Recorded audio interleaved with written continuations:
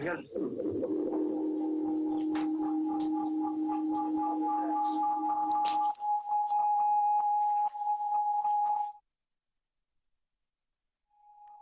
still getting it.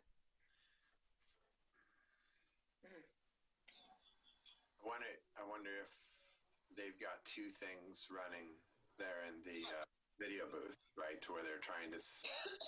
We can't have these on if I'm talking too. It's happening with you, Bonnie.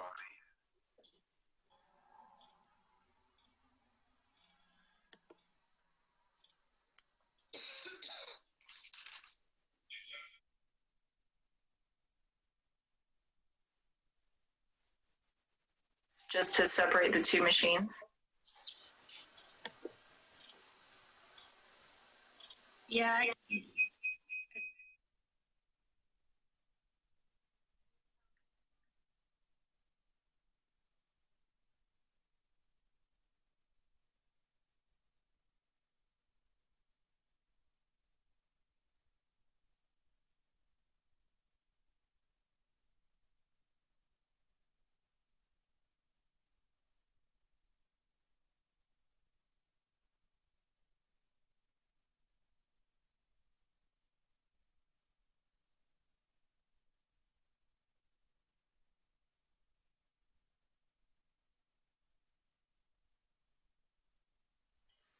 And all the children.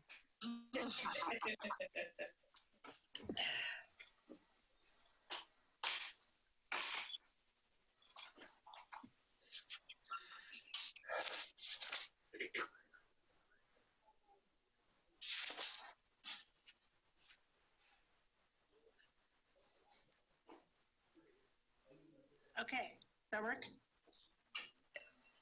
I can hear you. I think we're back in business. Starting to pack up.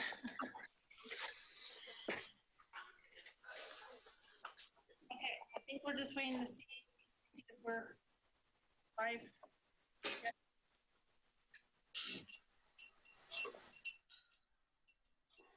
Hey, Bonnie, would you try talking again? Hi, everyone. Perfect. You were just cutting in and out. Okay, I think we're okay now. Can I get rid of the stay muted? Stay muted. Okay. Okay, so sorry everyone about the technical difficulties. I think we can probably start here pretty soon. All right. We're not live on TV yet. As soon as we get the okay. Okay. And I'll.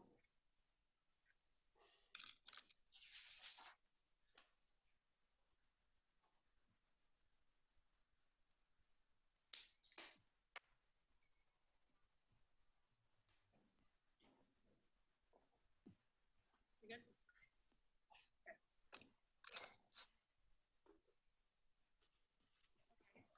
And we're on air. All right. I hereby call the City of Milwaukee Budget Committee to order, and I guess we'll start with introductions. Can't really go around the room, so why don't we start with the mayor and the city council? Hi, I'm Mark Gamba, Mayor of Milwaukee. Angel Falconer, City Council. Wilder Park, City Council. Happy Heisey, City Council.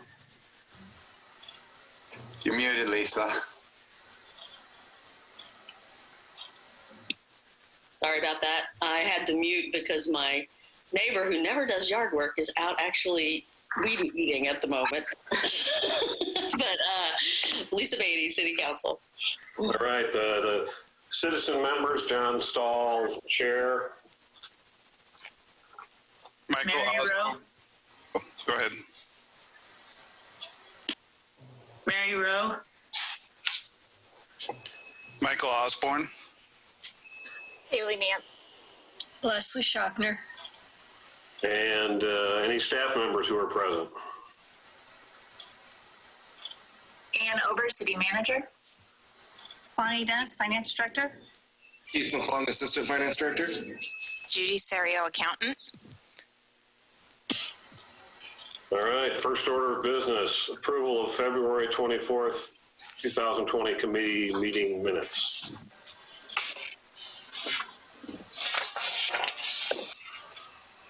Someone want to make a motion? Sure, I'll move to approve the February 24th minutes as submitted. Second. Yeah. It's been moved and seconded to approve the minutes. Any discussion? All in favor? Aye. Aye. Opposed? Motion carries. Next order of business, public comment. Do we have any public to comment? There is nothing in the inbox right now. Okay. Let's move to the delivery of the 2021-22 proposed budget and the city manager's budget message. Bonnie, would you like me to start? Yes, thank you. Perfect. Thank you, Mayor, councilors, budget committee members, and fellow Milwaukeeans. Today, the city is in the midst of a massive change, working to predict the future as an international crisis unfolds. The COVID-19 pandemic has rocked our community, health systems, and economy. This budget works to respond to the changing paradigm, acknowledging that our community is shifting weekly, if not daily, because of COVID-19. Over the past weeks, the city of Milwaukee relocated many of our staff to home offices, closed our buildings to the public, and amended police procedures to maximize protections for our officers and the public. This message is being drafted at the start of our 6th week of the Stay Home, Save Lives order, which was executed by Governor Kent Brown in response to the pandemic. Today actually marks 10 weeks and 1 day from the first case being tested positive here in the state of Oregon.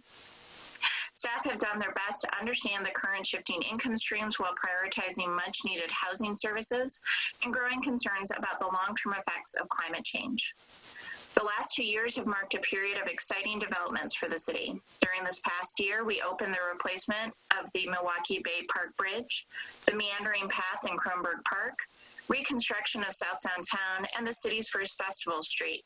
This was in addition to kicking off the city's Safe Access for Everyone program, where we designed and constructed the first 2 critical safe routes to schools. We also opened the new Letting Library, an 18,000 square foot building that is 50% larger than the replaced building and far more energy efficient. With the library came our first solar installation.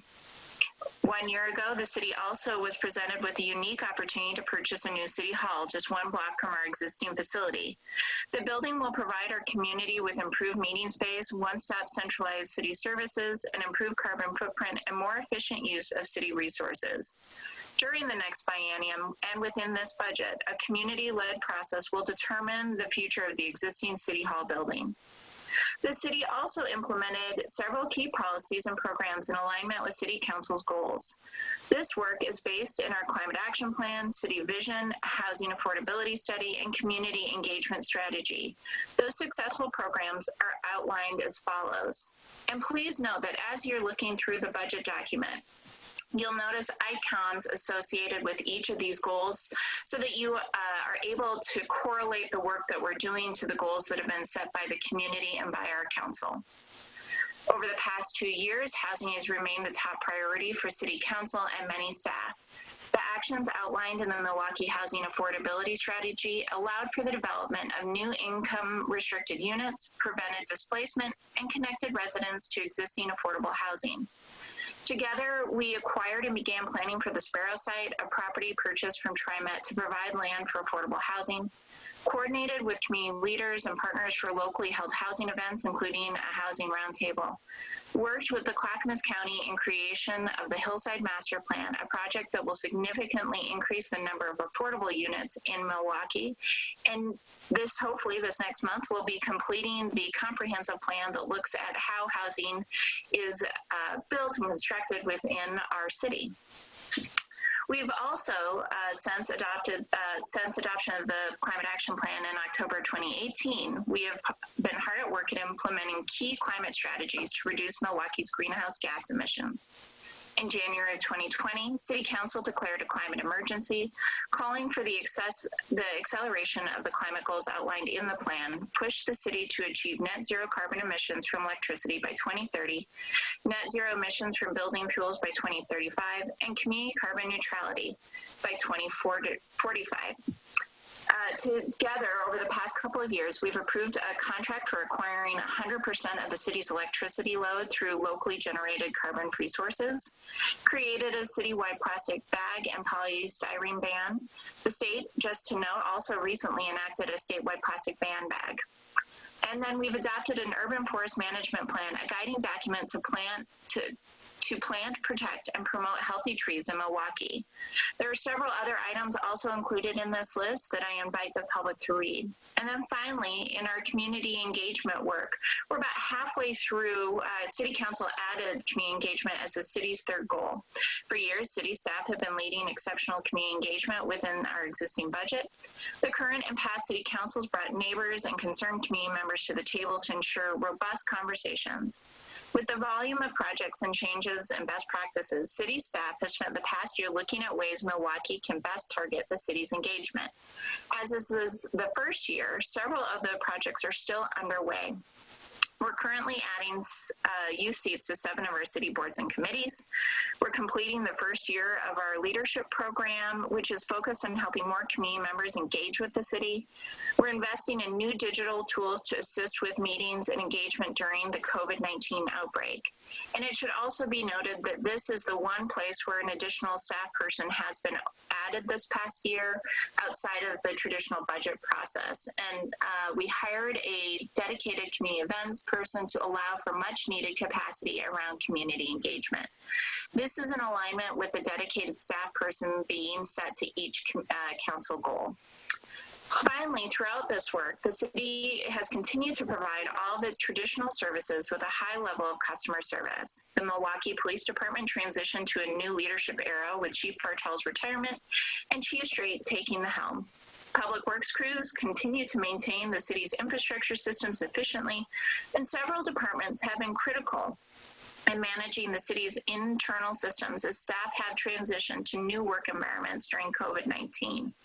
So much of what we do is provide consistent, high-quality service to our community, and I am forever grateful to the teams that provide those services. The proposed budget takes a fiscally conservative approach to our shifting financial picture. City staff have included reductions in projected revenues in several key areas, and those are going to be discussed later today by Bonnie Dennis. But specifically, we've seen reductions in state, gasoline tax, property tax, water payments, parking and law enforcement tickets, parking permitting, franchise fees, and interest payments. Furthermore, staff expect these reductions will fluctuate over the next 3 years in a downward trend. The modern economy has never faced a similar crisis, and staff expect to return to the Budget Committee this coming winter with amended projections and budget adjustments. However, the city is doing significantly better than some of our regional partners. Only one of our programs and accompanying positions, which is parking enforcement, is covered primarily by user fees. Milwaukee receives no sale tax and does not maintain any community-oriented facilities that use user fees for staffing levels, which have been especially hard hit during this pandemic. As such, staff have worked to be prudent in this budget, but are pleased to submit a budget without reductions of currently filled positions or furloughs. Operations budget saw a 5% reduction across the board. 1.25 vacant full-time equivalents have been removed from staffing levels, and the administration will implement a hiring chill on some positions to ensure sufficient general fund dollars going into the next biennium budget. 2 significant projects, Stanley, a water project, and Waverly, a wastewater project, were also delayed following to allowing these funds time to recover from current closures and the downturn. Even with these changes, staff developed a budget that will accomplish significant goals and move the city forward to a better tomorrow. As trees provide a wealth of benefits to the urban environment, the city is allocating additional resources to expand the urban canopy by developing a robust urban forest program. Included in this work are resources for a tree inventory that will help the community better understand and predict the future of Milwaukee's urban forest. It will also help staff strategically plant trees where the community needs it most. This budget also includes a significant infrastructure improvement to allow community members safer and more climate-sensitive options to commute to work and school. Many of these same projects include bioswales that will help the city become climate resilient in the future.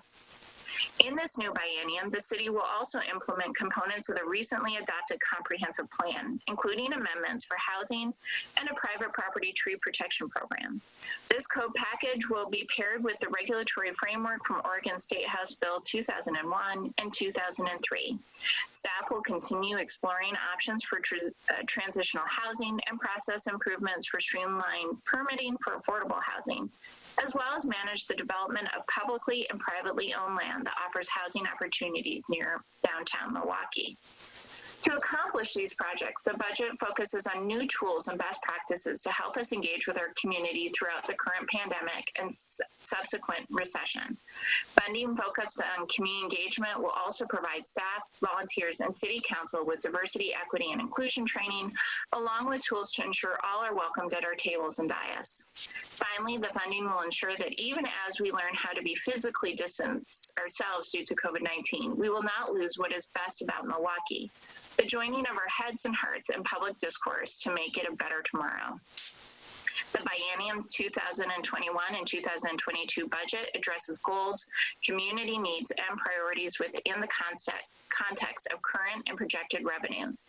The city's overall fiscal condition is healthy, where all fund balances exceed or are equal to the minimum reserve policies established, and the biennium budget totals $175.5 million and is balanced as required by the statutory limits of Oregon budget law. And I'll leave the rest of the specifics within that address to Bonnie later in the meeting. But I do just want to conclude that the city departments have worked collaboratively on the budget that reflects Milwaukee's vision and goals while planning for a future amongst the impacts of this recession.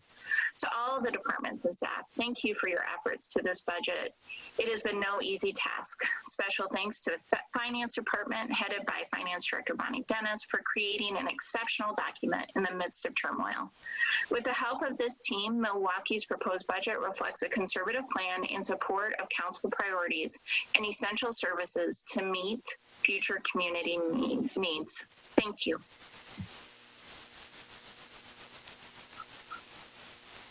Thank you, Ann. Before I continue on with the rest of the budget document, is there any other questions for Ann at this time from the message? Okay. Okay, so first I'd like to, before I go into the details of the actual financials, I wanted to discuss the budget document that you have now in front of you.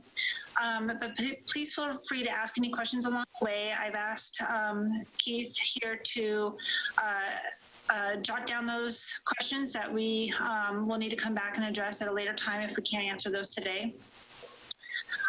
But at this point, I wanted to talk to you about the budget and the contents of the budget.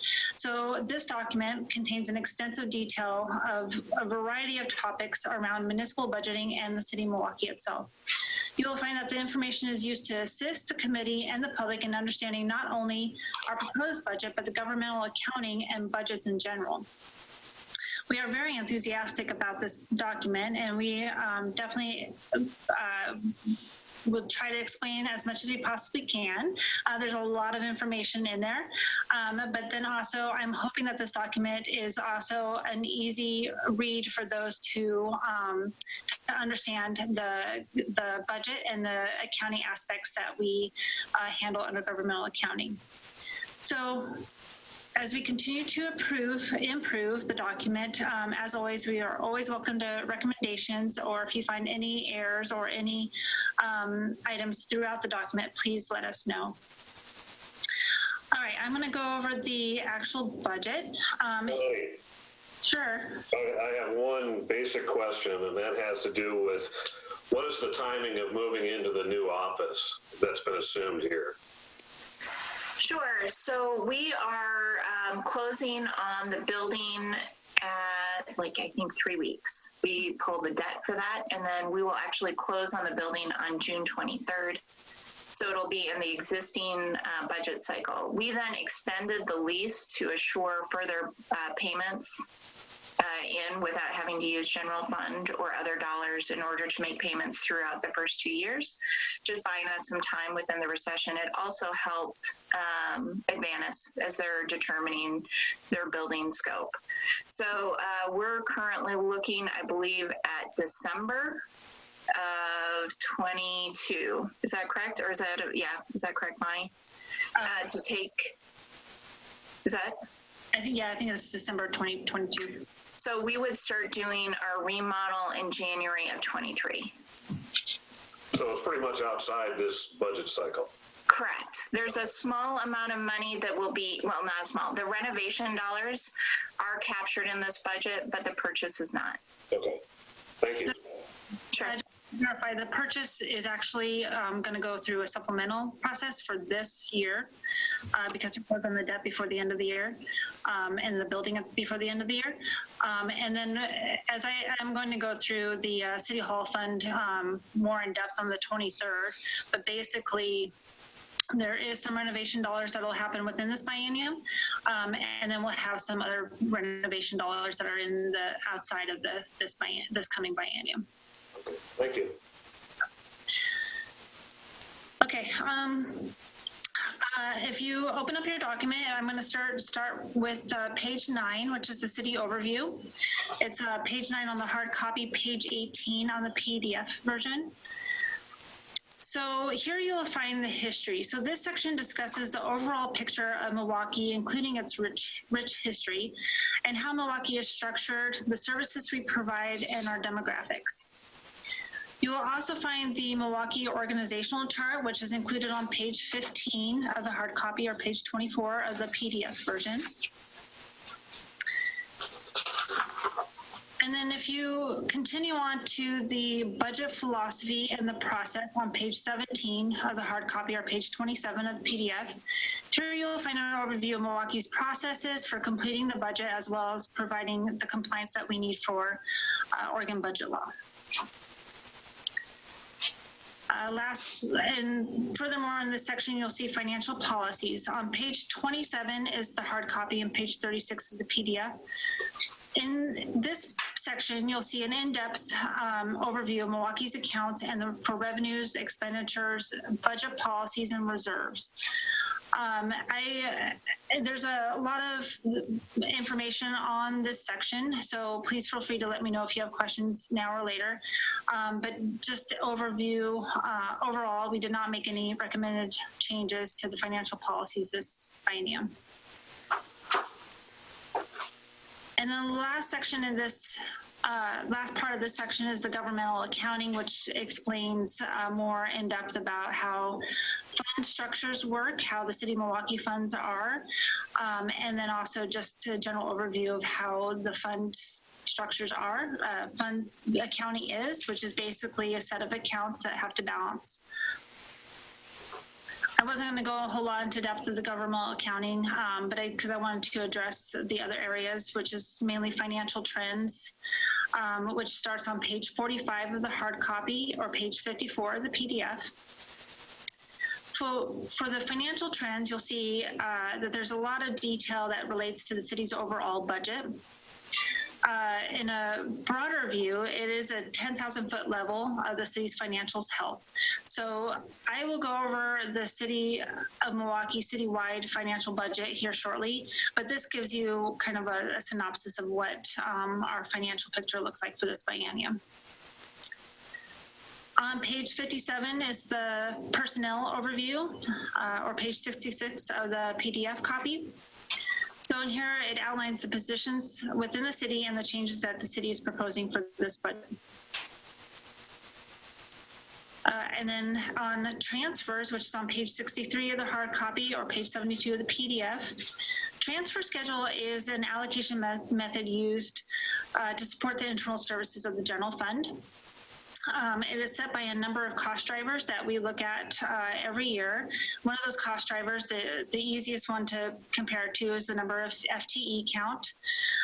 And so you'll see that there are a lot of other cost drivers, like, for example, IT has the number of computers and equipment. So the cost drivers are basically the cost of the the cost of the items that the other funds need to pay back the general fund to for those services. Okay, so the one thing that I wanted to point out in transfers, though, when you're looking at it, you'll see that miscellaneous adjustments line that's towards the bottom. I wanted to take a moment to explain it. There is a rather large reduction that we are doing in this biennium that we're proposing. The general fund overall had increases of about 5% over the last biennium. When we plugged the numbers into the model, into the transfer schedule model, it actually showed a significant increase that the other funds would have had to pay back to the general fund.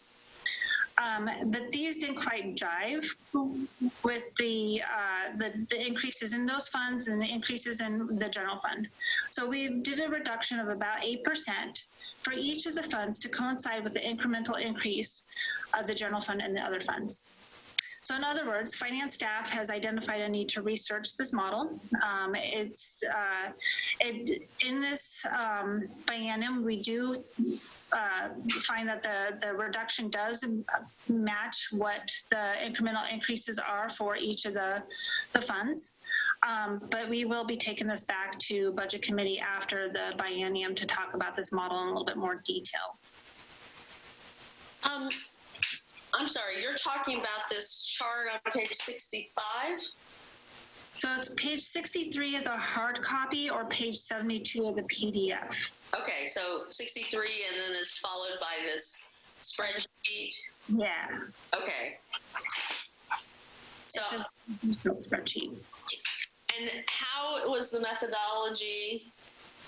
Okay, I mean, it's called the ABC methodology, so it's something that's a standard thing that the city adopted years ago, or it's a recent thing, or?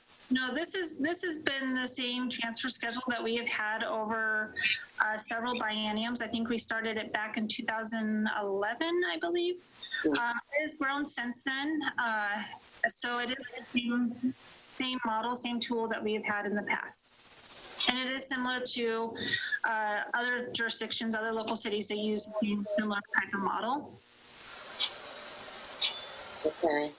So my understanding is you plugged the data into the model, it didn't look quite right, so you kind of adjusted it down, the allocation, so that it would be consistent with the overall increase, something like that. Yes, that's correct. But what you said was that it looked like as I understood it, what you're saying is it looked like the utilities were paying too much and you reduced them by 8% each? All the funds were paying too much. All the funds were paying too much. Okay.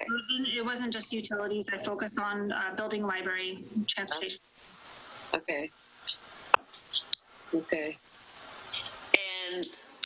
But I mean, general fund is going to, well, okay. We'll talk about that when you get to it, I guess, the forecast. Yeah. The general fund did see a considerable increase even after the reduction. Okay.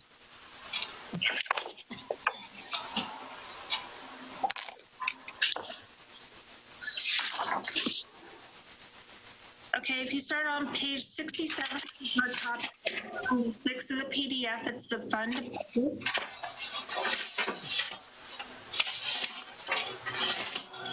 Sorry, what was the PDF page? You broke up a little when you said it. 76. Thanks. So on May 23rd at the budget hearing, this is where we'll have more presentations and depth overview of all the department budgets.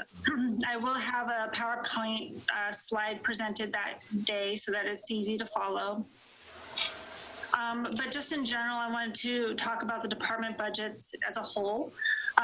As you know, the narratives, they have a lot of critical information in there that's an understanding of where the department's goals are and the achievements that they have set for the next biennium.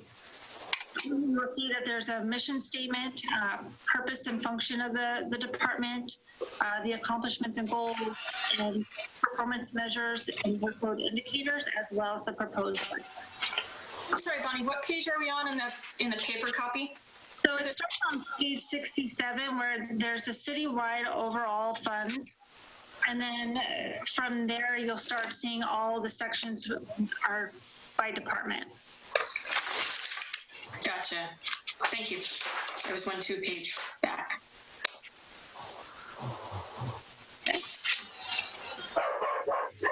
We'll continue to go on further into the department budgets on the 23rd. As you go through, please feel free to send us any questions, and we'll definitely address those before the meeting or address those at the meeting itself.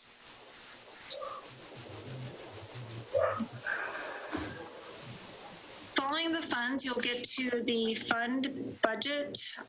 Following the fund budgets, you'll get to the 5-year forecast. The 5-year forecast starts on page 221 of the hard copy and page 230 of the PDF.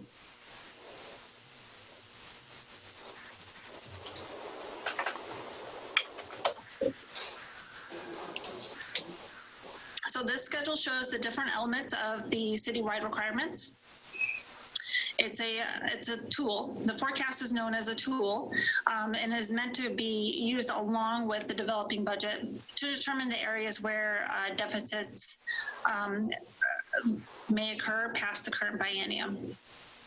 Those deficits are highlighted. You'll see in some of the funds where the highlighted number shows that the fund is either below policy minimums or they're below actual fund balance.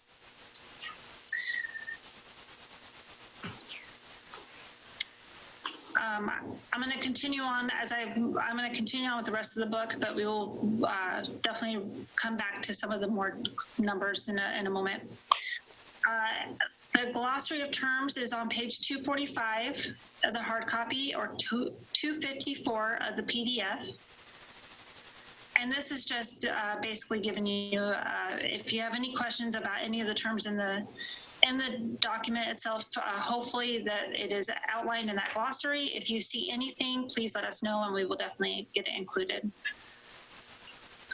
I don't see obligation in here. Duly noted. And then moving on to the Milwaukee Redevelopment Commission, or known as the MRC, Urban Renewal Authority.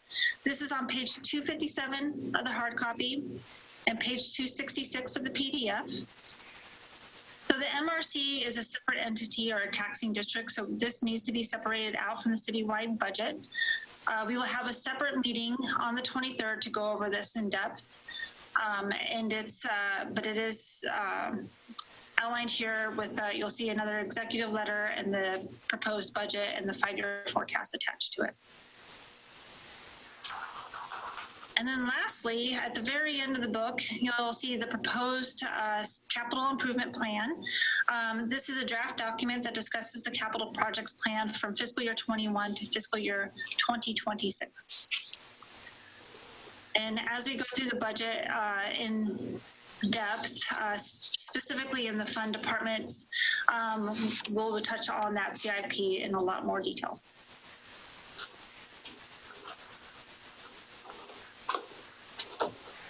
Okay, I'm going to go over now the citywide budget in total. So I'm going to direct you back to page 67 of the hard copy or page 76 of the PDF version.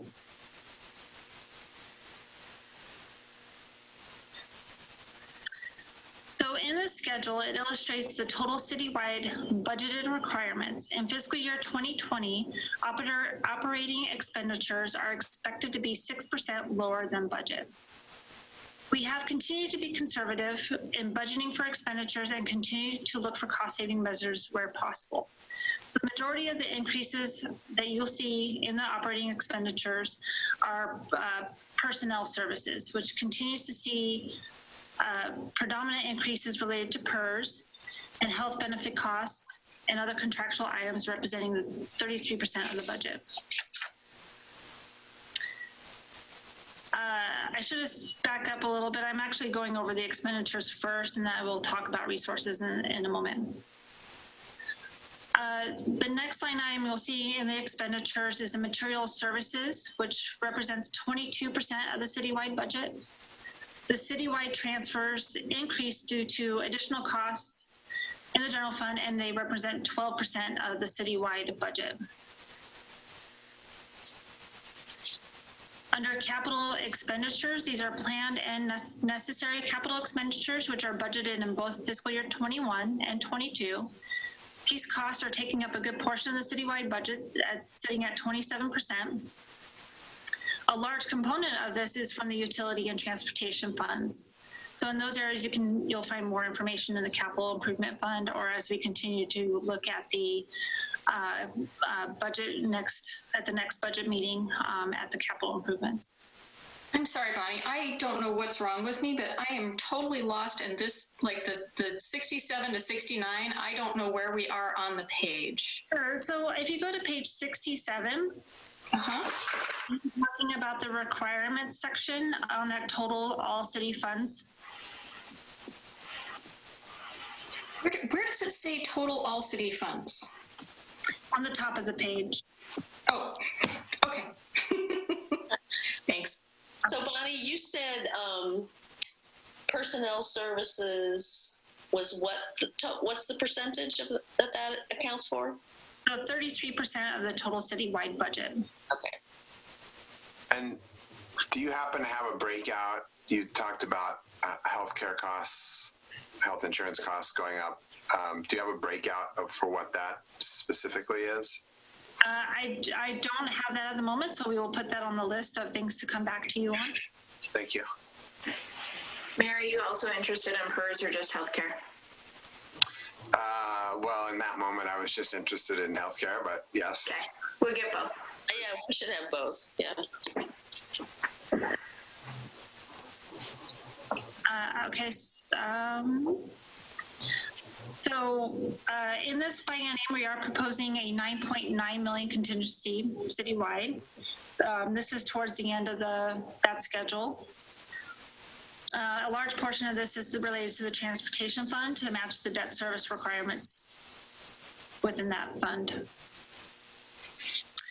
And then, let's see, the ending fund balance is expected to remain above the required policy minimums throughout the biennium so that we are showing in compliance with our policy reserves. And in this proposed biennium, the citywide requirements are at $175.5 million, equating to approximately $172 per capita for the city of Milwaukee.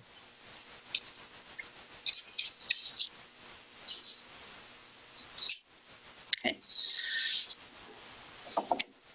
In order to go over revenues in a lot more detail, I wanted to actually start that with general fund rather than all city funds. If you go to page 69. Sorry. Okay. The 172 per capita, that's a combination of property tax and utility bills, right? Yes, it should be. I'll clarify that, but I believe that's how that's calculated, yes. Okay, thanks. Do we have any information on how that compares to other similarly situated cities? I don't have that right now, but we will definitely add that to the list of items to clarify on. Okay. All good questions.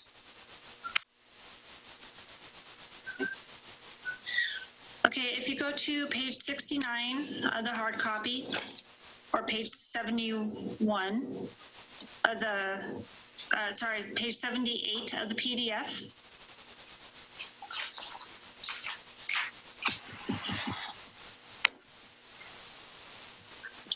Here you will see total revenues for the general fund.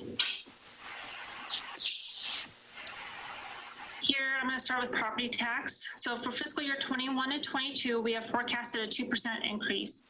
This is a conservative estimate, taking into account the current economic conditions. Last week, we did just receive the county's assessor's forecast for the property tax, and they did report that they show an increase from 3 to 3.5%. which is similar to what has been reported in the past. However, we've budgeted 2% increase to take into account a higher uncollectible rate, as well as larger collection periods as a result of this downturn that we are now seeing. Next in this section is the franchise tax. So under franchise taxes in fiscal year 21, for PGE, we do not show an incremental increase due to the economic conditions. And in fiscal year 22, we forecasted a 3% CPI rate that assumes the usage and is consistent with larger growth. So the CPI actually is discussed earlier on in the document under financial trends. And if anybody's got questions on that, I can show you where to find that information. Comcast is set by, Northwest Natural is the next one, and that's a fixed agreement. Comcast is consistent with prior years, so we estimated that this is actually going to be a very flat increase, a very small incremental increase for the next 2 years. Decrease. Sorry. There's a very small increase in Comcast. Oh, okay. But it is consistent with how we've seen this revenue received from the city in the past few years. Telecom includes rates and agreements that are not expected to change materially. So we forecasted a flat rate due to the economic conditions. Solid waste rates. Sorry, is this current with collections or current with what they're supposed to have paid? That was my question. This is current with collections, not exactly what they're supposed to be paid. And I know we have a couple, at least one significant one that's well behind on their payments. So Mayor, on those, we're projecting, Keith actually is working on those collections specifically. We are at a threshold for probably needing to go to court, and courts aren't open right now. So we're on hold on that. And so just to be conservative, we're projecting this based on what we have coming in. And then this is part of why in 6 months we'll be back to talk to all of you if things are able to change. And does the telecom figure take into account any of the developing 5G? I know we haven't had any applications, so it may be a non-issue for us, but. No, it does not. Okay. Again, we kept Created a rate structure for that yet? I'm sorry, Mayor, what? Have we created a rate structure for 5G yet? Keith is on this, so I would defer to him. You want to take Keith? Yeah, we do have a rate structure. What we're working on now, too, is a design implementation plan that establishes the standards of what aesthetically we want to see in terms of those 5G towers. So we're working on that, and we're also kind of having discussions with some people who've made some public records requests, excuse me. So we are seeing that ramp up, and just the activity around it, kind of the noise is ramping up. So I would anticipate we'll have pressure to adopt these plans and get them going. Just with the uncertainty, we didn't include it in the forecast at this point. Is that whole design part, all that coming before council at some point? Before it's baked? I'm sorry, Mayor, again, I didn't hear you. You've talked about you're going through a process working on what the aesthetics, what the design requirements will be. Is that going to come to council before it's baked? Yes, absolutely. I've gathered just from what products are out there. I've gathered some leaflets, some advertisements. You'd be surprised at the options we have as far as what we want to look at. They can make the towers look like trees, similar to the cell towers, lights, so they can sit on top of your street lights. So the options are many, and I think would behoove us to put together a plan in terms of what we want to see from the installers. But yes, to answer your question, you will see the design standards. And for anyone, council got a smattering of letters on this right at the beginning of the COVID thing. Did some of those get forwarded to you? If not, I'm happy. In regards to COVID, or in regards to 5G and putting brakes on 5G, basically. I don't know that Keith can do anything about that. I mean, the thing that I was about to say is that our hands are tied by the FCC rulings. And so for anyone in the public who happens to be watching, we would love to have more control over this than we do, but the FCC has ruled that we are basically subject to what they have determined. Well, and all that was under litigation. Do we know where that litigation stands? I mean, many cities took them to court over that. Yeah. I don't know. So we probably need our lawyer to weigh in on some of that, update us on some of that. Right. Thank you. Can I ask a quick question, Bonnie? I'm still not understanding the increase on Comcast. I'm not seeing it, and I'm not sure I'm reading this correctly. So can you please clarify why there's an increase but the numbers go down? Oh, I'm sorry. I'm looking at the wrong line. It does have a decrease. It goes from 230,000 to 220,000 in the proposed FY21. Okay, that answers my question. Thank you. Then why is that? people are kind of cutting the cable cord because they stream more. We're seeing that trend for cable rates or their amounts. So they're switching from having Netflix, the Amazons, the Hulus. They're killing Comcast right now. Got it.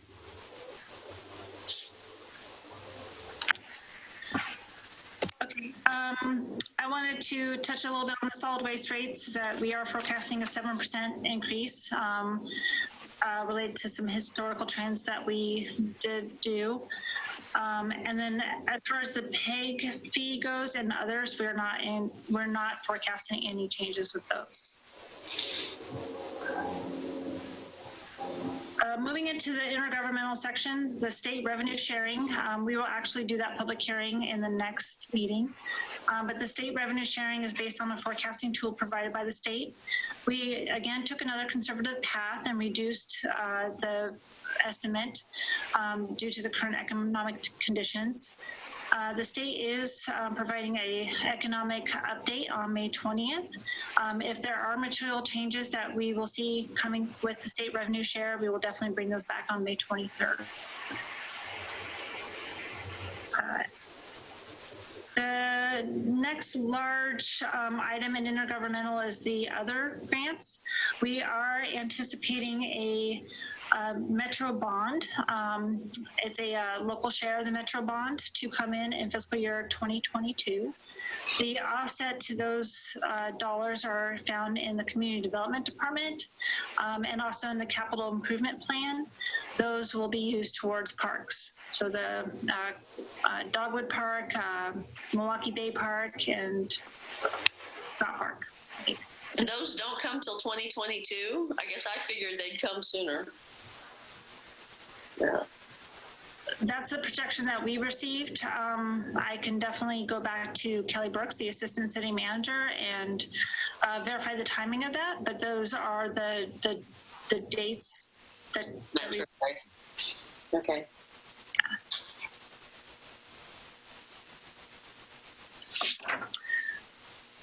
Fines and forfeitures, we are showing in fiscal year 21 in traffic in court that there will be a small increase, well, actually a pretty good sizable increase to offset some of the court and the trials that we're not conducting currently due to the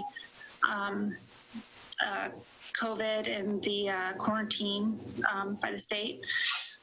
And then we see that coming back down in fiscal year 2022. Photo radar, as you know, has been a program that was removed several years ago.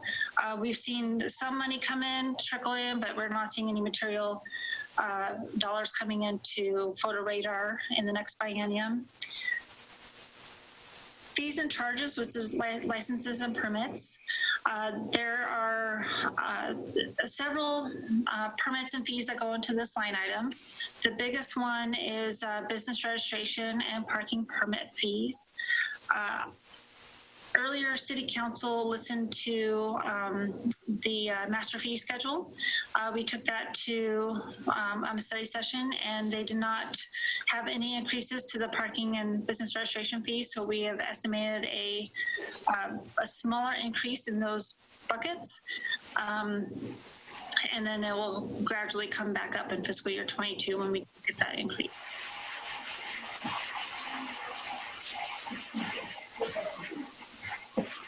The last item I wanted to share with you all is the interest income. We have traditionally in the past couple of years have received a pretty good sizable increase in this line item. We've had the LGIP, the local government investment pool, has been having higher interest rates. But even before COVID occurred and before this pandemic, the LGIP rate has actually been going down steadily, and we are still receiving word that that will continue to decrease as we move forward into this current economic condition. So unlike in the past where you'll see $300,000, in this area, we will definitely have an impact to our revenue related to the current economy. So is that just about rates going down and the economy, or is that also because does this also account for like where we're spending the safe money that we bonded and stuff? So we're spending the money and it's not drawing interest anymore. Is Yes, that part of this line too? it does account for that decline, yes. Okay. Okay. I'm going to touch a little bit on building and library fund. You'll definitely see some decreases in those funds as we are assuming an economic decline. We'll go over those funds in more detail. But you will see revenue is projected to decrease as we are currently in a recession, unfortunately.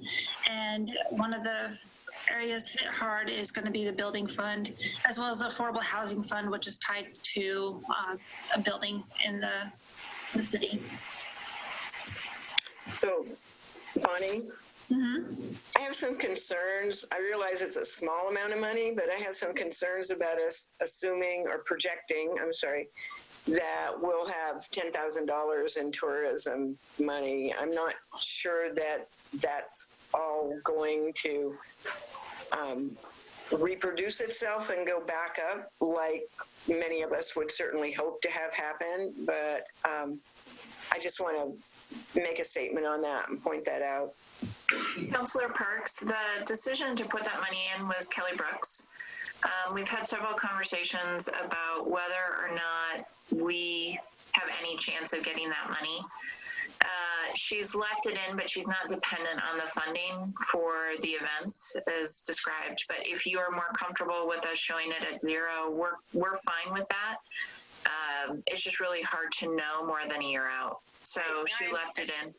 No, I understand that, and I guess I'd be okay with leaving it in, but something that we need to make sure that we stay on top of, or you guys stay on top of at that point in time. Absolutely. And because it's out to 2022, there's a little more likelihood, but I doubt that in the 10,000 range. I just, I'd like to be more optimistic, but I'm not sure what's going to go on with all that. So. Thank you for the feedback. Yeah. Thank you. Okay, that is all I was going to go over as far as the revenue projections go. I wanted to touch a little bit on the expenditures. So if you go to page 71 of the hard copy, or page 80 of the PDF.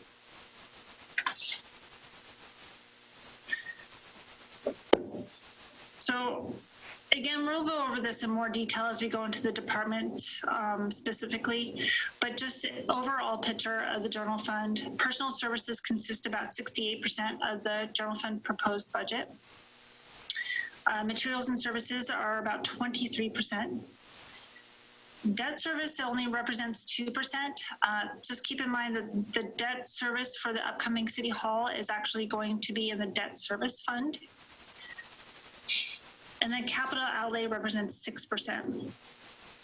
So overall, the general fund remains above the required minimum policy levels, but towards the end of the biennium, you will see that we are running very, very close. Okay. Before you go on, just to clarify about debt service. So City Hall will be separate. Is this debt service for SAFE, or is that under transportation? SAFE is under transportation fund. So this is like some old debt service from something? Yes. Yeah. Okay. We do have some debt service in the general fund. Offhand, I can't recall exactly which fund it is or department, but it is related to facility upgrades that we did years ago that we're still paying on. Okay. It's in the facilities department, actually.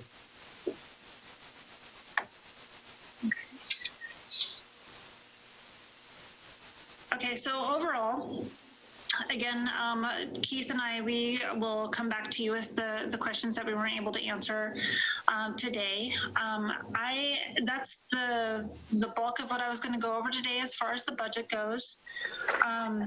If there's any other additional questions, or even after this meeting, I ask if everybody could please email those to myself and to Keith, and we will get those answered by the next meeting.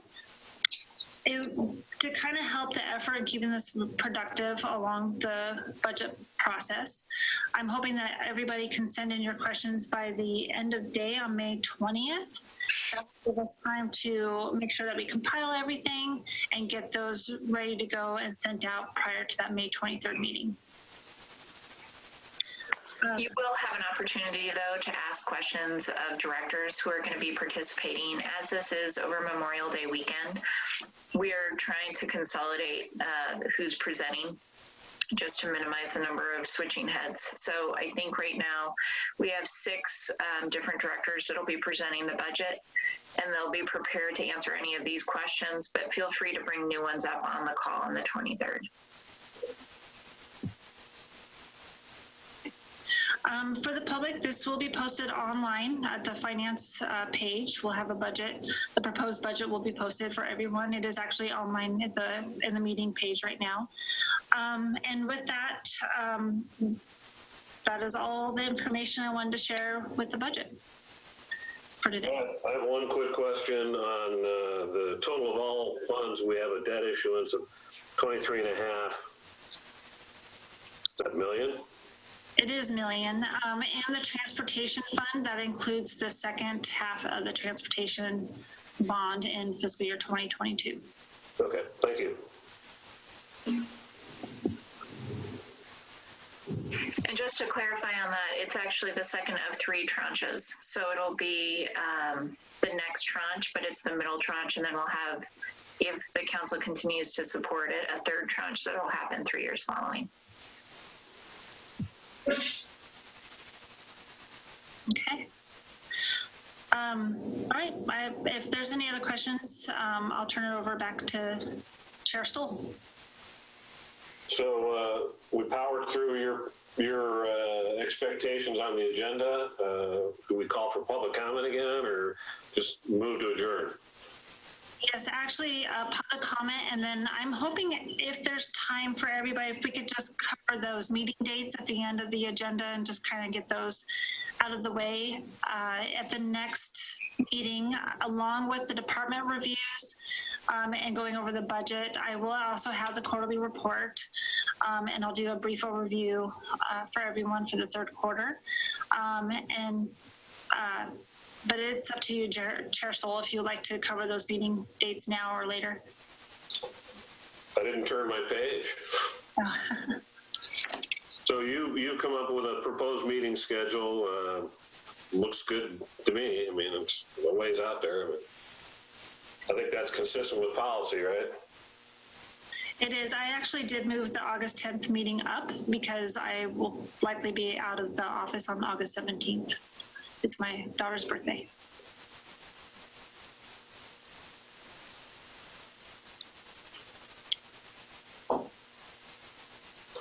So I think it's been suggested by both you and the city manager that we're going to have a supplemental at some point once we know some more. Would that be November or February or? So the plan is that we're going to have a supplemental coming up here in the beginning of June. I was going to go over that with the City Hall Fund because it's primarily the City Hall Fund is the supplemental so that we can have the debt. But there will also be, as Ann mentioned earlier, we will definitely be looking through this budget in a lot more depth, even after the biennium has been adopted. There's just so many unknowns right now with the way the economy is that we want to make sure that we'll have to stay up on top of it in a lot more depth. So you'll just inform us as the time arrives. Yeah, but we can count on the November meeting just being a full verbal update on what we're seeing in terms of revenues, because that's going to be the thing that drives our changes in expenses. So we're hoping we guessed right. That's why you're receiving a more conservative budget than we've done historically. Just projecting bigger cuts than we hope to see. It's hard to predict. We've never seen a recession like this. So we're guessing here, but we're trying to guess conservatively just to make sure we don't run into a roadblock in November. Thank you.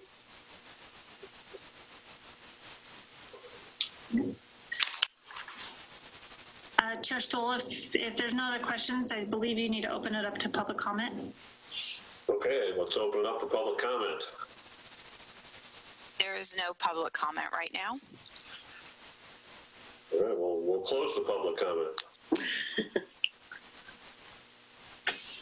And are we now ready to adjourn? And did everybody okay with the meeting dates then? Okay. Okay. We actually don't fall over Thanksgiving this year, which is helpful. At this point, I have a conflict on August 10th, but we'll see how everything turns out with travel and that.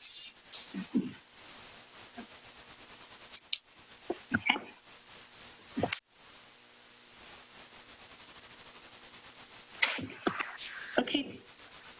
Chair Stoll, if you want to go ahead and... I move to adjourn. I'll second. Moved and seconded to adjourn. Any discussion? I think the staff did an excellent job of preparing this book for us, and I picked it up this morning. I told Bonnie I thought it was smaller than usual, but it's got much more dense information, so it's a good book. Yeah, good job. All right, it's been moved and seconded to adjourn. All in favor? Aye. Opposed? Thank you, Scott, for helping out. Thanks, everybody. Thanks, everyone. See you all. Thank you. See you in a couple weeks.